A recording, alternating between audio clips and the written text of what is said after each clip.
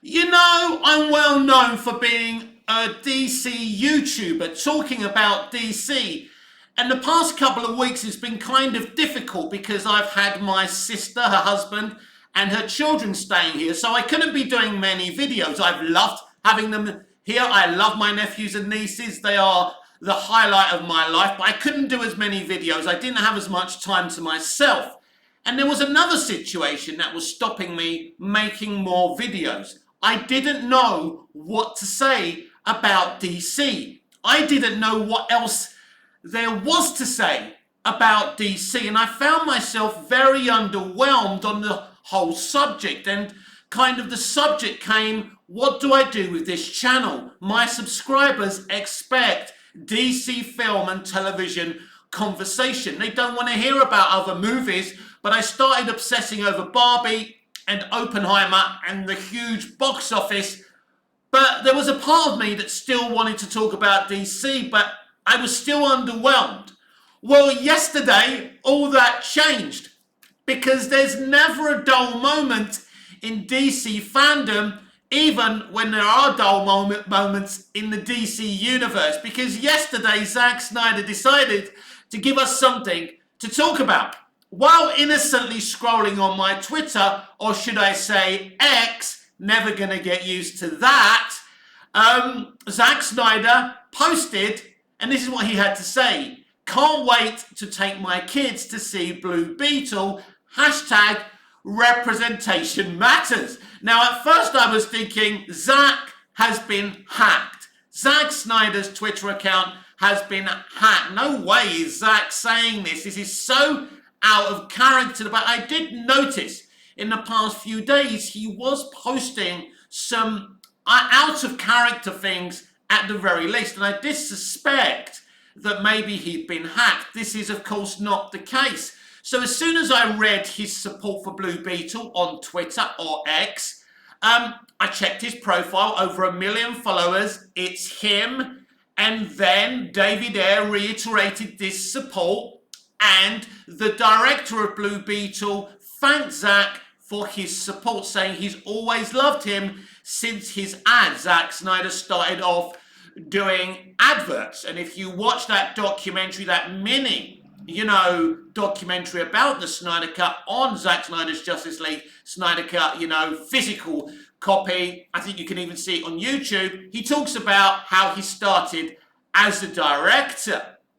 So some people are very, very upset about this and feel betrayed by Zack. Some people support Zack for this. And it's a very interesting situation. Zack Snyder and David Ayer and everybody else knows that the projections for Blue Beetle are very, very bad. We're looking at about 50 to 70 million domestically. I mean, it's very, very bad. Personally, I know this is not a big character, but I'm surprised at that because he's always been kind of popular. But obviously there are issues with the film. The first trailer saying Batman is a fascist. It was meant as a joke, by the way, and Blue Beetle, of course, in the comics and in Batman the Brave and the Bold, is a huge obsessive Batman fan, and I think they will get into that. I've always been looking forward to this movie. It's not my most anticipated DC movie ever, but I've always wanted to go and see this movie. The second trailer certainly excited me more than the first one. But everyone has a reaction and an opinion on anything that Zack Snyder does or says, whether it's on social media or it's about his movies. Some people believe this means something and there's a reason he's done this. Let's be clear. There's always a reason why Zack Snyder does things. We learned this basically when we were fighting for the release of the Snyder Cut. He's always hinting. He's always up to something. I mean, I believe him. He's going to see Blue Beetle. Now it's interesting. He did support Wonder Woman 84 during the marketing of Zack Snyder's Justice League Snyder Cut, saying it was a great movie. I know, and Zack knows, that Wonder Woman 84 isn't a great movie. I do like elements of the film, by the way. I think when Steve vanishes and Wonder Woman flies. It's a delightful moment. Hans Zimmer, of course, nails the music. There are some great moments in the movie, but it isn't a great Wonder Woman movie, it isn't a great CBM, and it isn't a great movie in general. We all know that. And if it was released outside of the COVID pandemic, I think this movie would have had a lot more shit. Because Patty disarmed Wonder Woman from the shield and the sword, and that was controversial. She doesn't see Wonder Woman like a lot of the comic book fans do, like Zack Snyder does, and that's the problem. So he supported Wonder Woman 84. I think he was just trying to show some solidarity to Patty, maybe. I don't know. But he knows Wonder Woman 84 is bad. Zack has said things, kind of studio-driven things, before that he doesn't mean when he has to say them. Zack Snyder comes across as a lovely, compassionate man, a great writer-director, mainly director, a great husband, and a great father. But I don't know Zack Snyder as I do some other people around the Hollywood circuit, the circuit around Tinseltown. My friends are mostly from the entertainment industry, some famous, some not. I don't kind of start saying names because I'm not friends with them because they're famous. I was brought up in the entertainment industry. I did 6 months in LA and Hollywood. I pitched story ideas, TV ideas, movie ideas. I had a lot of meetings for pitches and audition meetings, and I spent all my time partying, and I missed a lot of those meetings, and I ruined my own career and life so I could have a good time. That's on me and nobody else. But now we have to discuss, what does this mean? Why does Zack Snyder publicly say he's looking forward to taking his children to see Blue Beetle?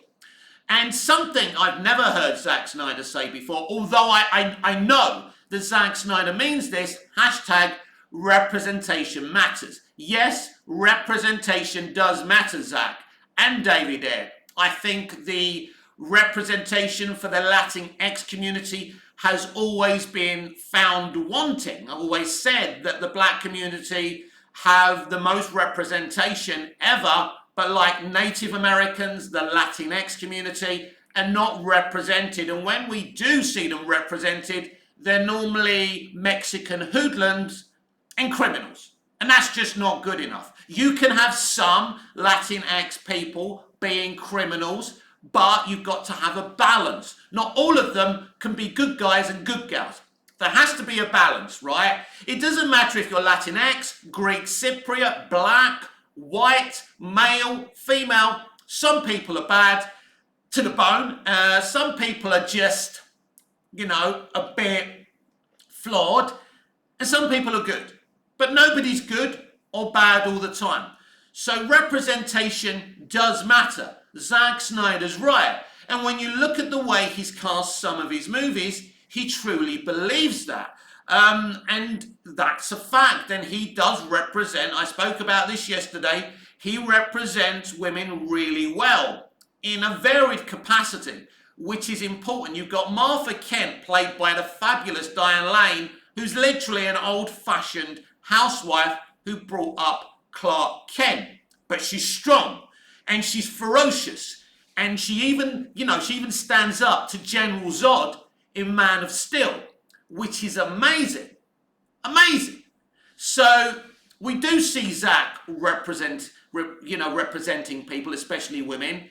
He is good at doing that. He does believe in that, and I agree with Zack. The problem with Hollywood right now, they believe that representation and inclusion is more important than things like feeding the hungry, housing the homeless. And that's the problem with Hollywood. They don't have their priorities straight. Nobody's saying that representation doesn't matter. Here's the problem. Excuse me. Here's the problem. That Zack has come onto Twitter and on Vero, and it's clear he's trying to send a message to his fans, which is, I know you're boycotting these movies. Stop boycotting these movies because we're in trouble now. The studio is in trouble. And I think this is where we are now. And I think they've brought Zack into the process of trying to get his fans to unboycott these DC movies. Yeah, sorry about that. I was interrupted for the second day in a row on this video. Anyway, they want Zack to tell his fans to stop boycotting DC. Now, Zack can't directly tell me, I'm not boycotting DC, by the way, because I'm not just here for Zack. I'm here for Zack, but I'm an all-round DC fan. I never had an intention of boycotting any of these DC movies. But some people are, you know, like some Snyder fans are also happy to support the rest of DC. Some are not. It's very, very complicated. But there's no question, the people who are boycotting these movies are hurting WB and are hurting these movies.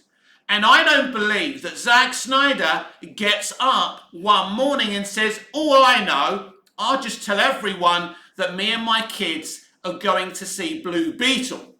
If a huge public figure says something like this publicly, there's a reasoning behind it. Otherwise, he could have just gone to the cinema with his kids, watched Blue Beetle, and told no one. He's telling us for a reason. He's telling you, his fans, to stop boycotting the DC movies. But he can't directly say that.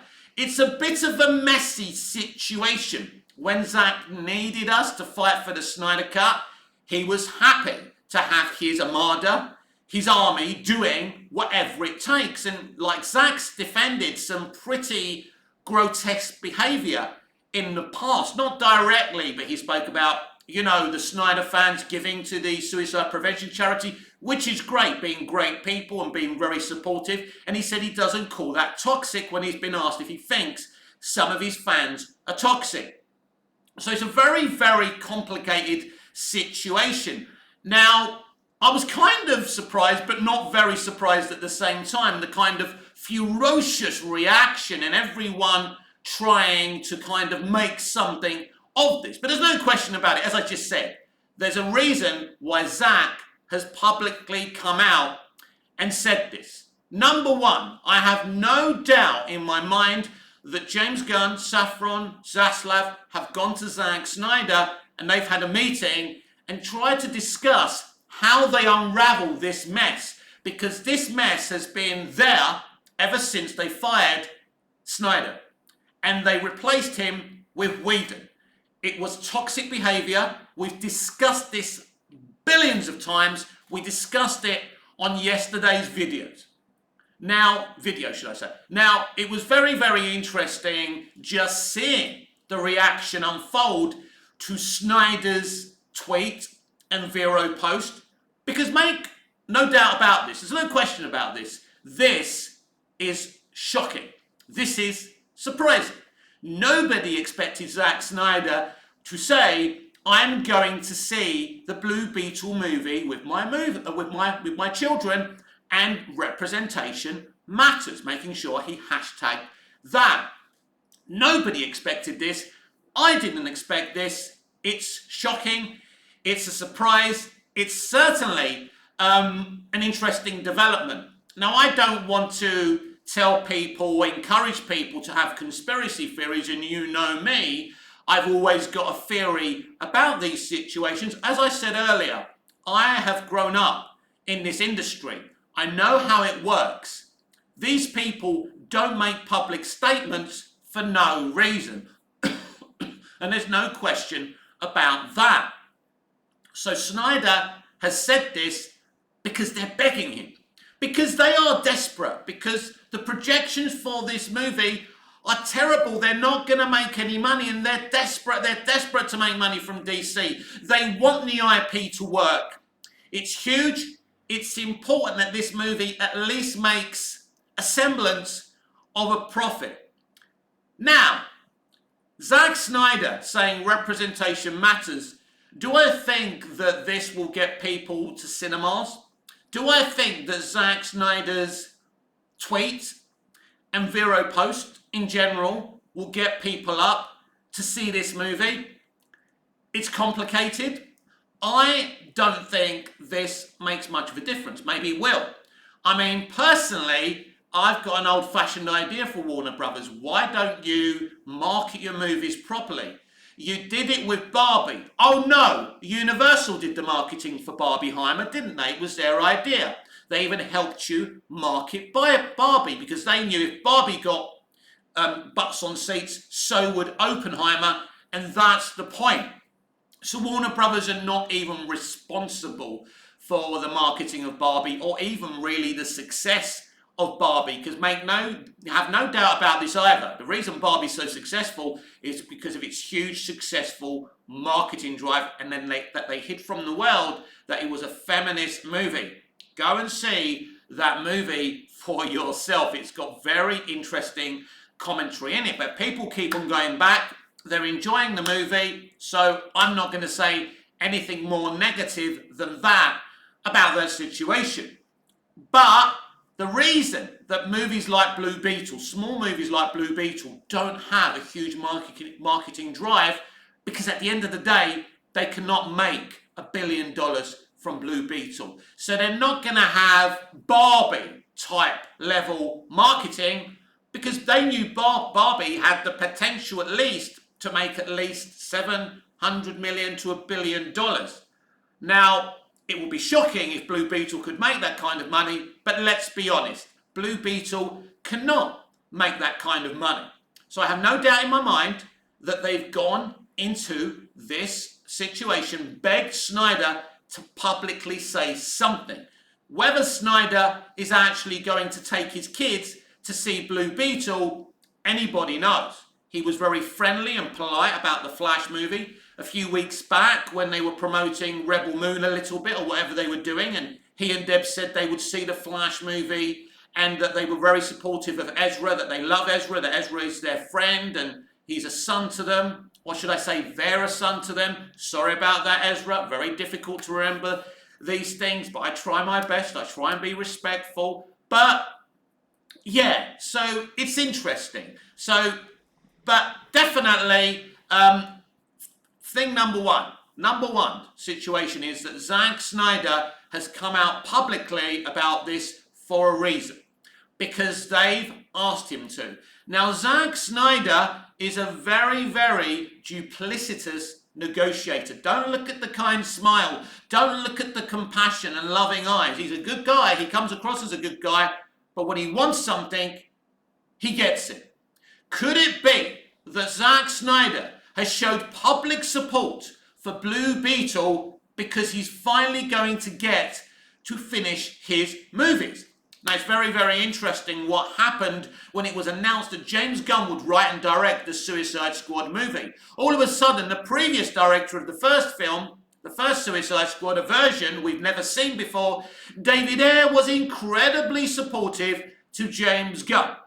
And I think we all made the assumption that maybe James Gunn promised he would have a word in the shell light of Warner Brothers and try and get them to release the Ayer cut. Now, James Gunn finds himself in a more powerful position now where he can certainly help release the Ayer cut. I don't think James Gunn on his own, I don't think James Gunn can click his fingers, even as co-CEO of DC Studios, and say, we're releasing the Ayer cut.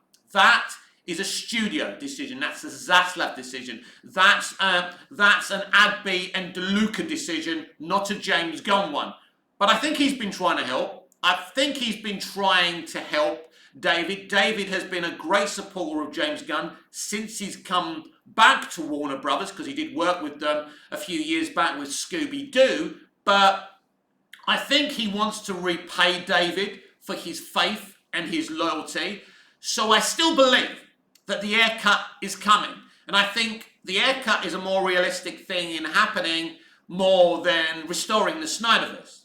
But it is very interesting because some people believe with this statement, this public support of Blue Beetle, that Zack Snyder maybe has finally gotten what he's wanted. Now, Zack has kind of hinted that after certain situations, things will become more clearer. The truth is, if you ask 100 people, 100 geeks and nerds, nobody believes the Snyderverse is going to be restored. Some people believe it should never be restored, and some people believe it's only right that it is restored. Being a fan of Man of Steel, BVS and Zack Snyder's Justice League Snyder Cut, if that happens, I'm going to strip off naked on this channel, or at least down to my shorts, because right now it's so hot here in Cyprus, it's at over 30 Celsius, that I'm wearing my boxers and a t-shirt. And I apologise if that offends you. It's too hot, and I can barely talk on this channel. I can barely talk in this room. I've got aircon on, I'm boiling, but I have to do these videos because I love doing these videos, even though barely nobody watches them. It's not about that for me. It's about saying my bit every single day about the trending stories, predominantly with DC. So we find ourselves in another fascinating situation. It's been a very long time since Zack Snyder stopped making DC movies, but we're still talking about him. We're still talking about him in connection of DC movies. Now, this is very interesting because Zack Snyder actually wanted to introduce Blue Beetle into the Snyderverse originally. So Zack's always been interested in Blue Beetle. So it could be that he just has an interest in this character. He loves DC and he's going to see this movie. But I'm a cynic and I believe that this movie is in financial trouble. We've seen the actuals, we've seen the projections, and they're not good. And you've seen them, I've seen them. The projections are around 50 to 70 million on the opening weekend, and I think that's being generous. We could be looking at lower than that. And I mean, is it 50 to 70 million for the opening weekend, or is it 50 to 70 million for the whole run in terms of domestic? I can't remember now. I'd have to look that up. But whatever they are, they're terrible. They're very low. So this film needs something. And Zack Snyder has given this film the leg up that it truly needs. Zack Snyder mentioning this film puts it into more attention, puts it centrally in the discussions. So it will be interesting if you Snyderverse fans out there and stans will be going to watch this movie now that Zack Snyder has put his support behind it. Let me know in the comments if you're a Snyderverse fan and stan.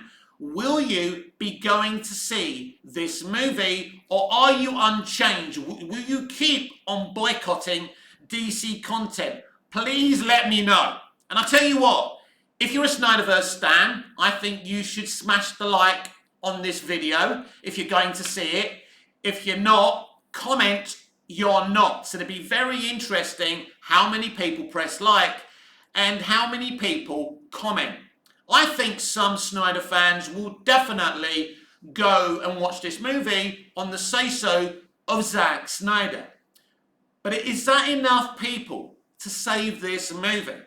I personally do not think so. But well, we're going to have to wait to the middle of August because there's a few weeks and still until this movie's released. Actually, I think there's only 2.5, 3 weeks until it's released. So we'll see. But the highlight of this summer has been Oppenheimer, has been Barbie. Record-breaking box office. People have gone. People have finally had a good time with non-sequel, prequel, superheroes, movies. And people feel free now. And the industry feels like they can do anything now. There should be a place for superhero movies, but you just have to reduce the amount you're making. We don't need, if you add DC and Marvel, if they release 5 movies each, you're talking about maybe over 10 movies a year. And that's not going to happen anymore because there isn't the consumer base for it. People are bored, they're fed up. So next year, for example, DC have only got Joker. That's more than enough. Joker 2, Joker Folly You Do. That's more than enough for me. The first movie was great.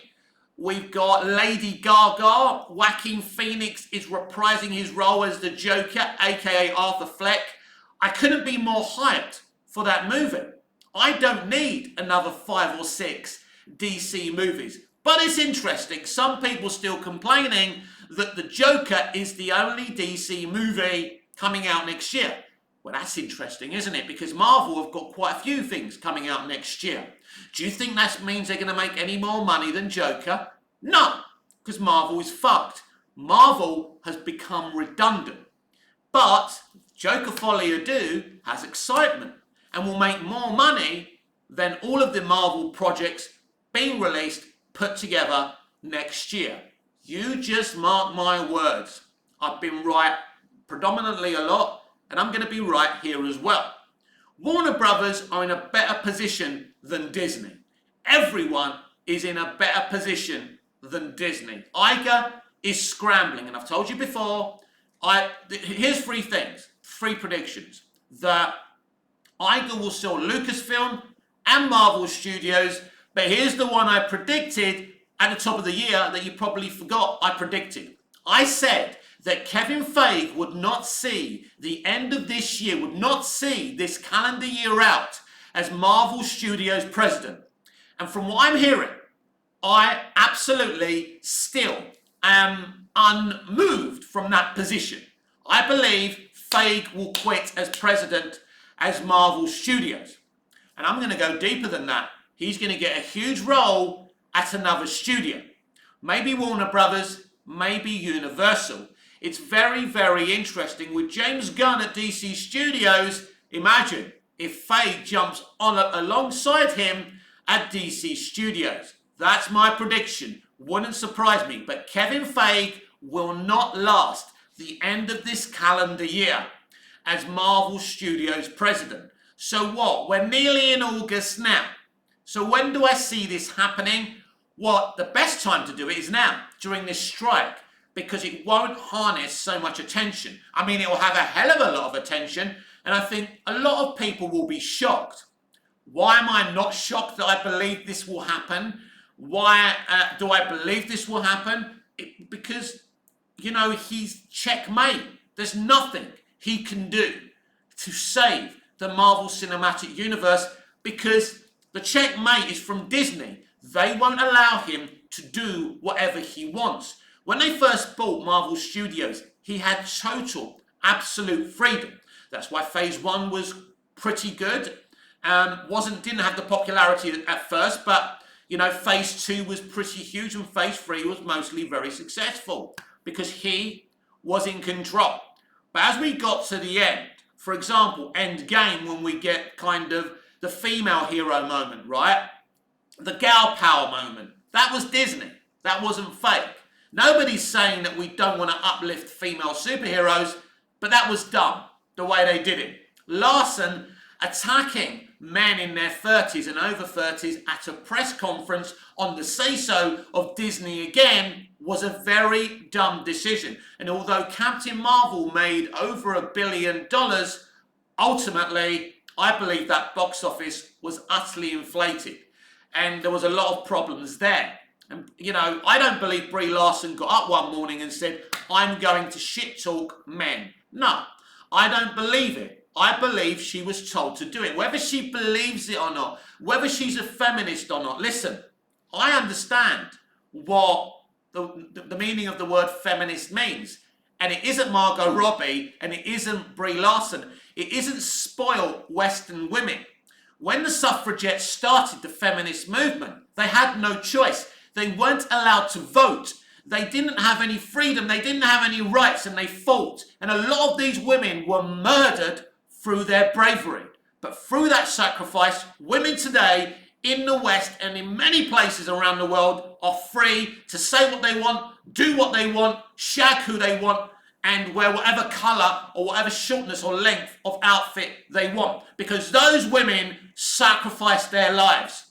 So no Margot, no Brie, you are not feminists. You are free. What are you actually fighting for? Well, I'll tell you what they're fighting for. Not to be fondled and shagged to get a job in their business. Because there is a lot of harassment from dirty old men on these younger women.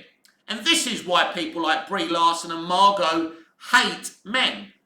Not men like me and you, as I explained yesterday, but men in the industry. And they're fighting to stop this. That's why Barbie is a very feminist movie. It's making a point. Not about you, not about me. Stop taking it personally. but about the men in the industry. And that's right, and it's proper, and I support that. Don't touch up women. Leave women alone. If a woman wants to kiss you, she'll kiss you. If a woman wants to get, go out with you, whatever, right? Let them make the first move. Then there's not an issue, is there? Look at them quickly and then look away. I don't know. It's a very complicated issue, but you certainly shouldn't be getting too close to them, touching them, in the workplace. It is disgusting. But going back to Mr. Zack Snyder, who's caused a little bit of a stir with this support for Blue Beetle. As I said on the top of the show, some people are happy, some people are upset. I think it's a good thing. I'm happy he's supporting the movie, especially if it means there's a chance that we could restore the Snyderverse.